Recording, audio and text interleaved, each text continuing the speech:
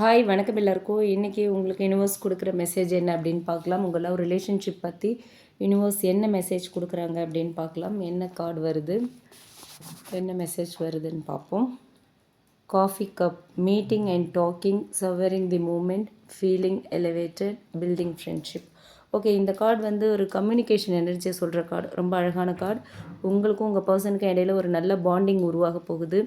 இது வந்து love relationship வந்து ஸ்டார்டிங் ஸ்டேஜில் இருக்கிறவங்களுக்கு வந்து ஒரு நல்ல பாசிட்டிவ் சைன். ஓகேவா?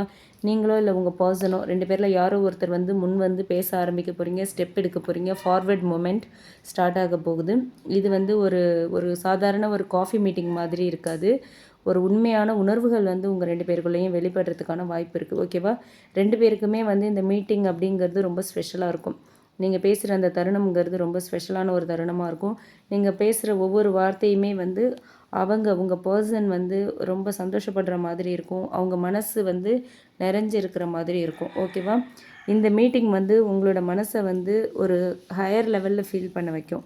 நான் எதிர்பார்த்தது இதுதான் அப்படின்னு நீங்கள் நினைக்கிற அளவுக்கு ஒரு சுச்சுவேஷன் இப்போது க்ரியேட் ஆகும். அவங்க கூட இருக்கும்போது உங்களோட மனசு வந்து ரொம்ப லைட்டாக, ரொம்ப சாந்தமாக, ரொம்ப ஒரு பாசமெல்லாம் நிறைஞ்சு போயிருக்க மாதிரி உங்கள் மனசு இருக்கும். ஓகேவா?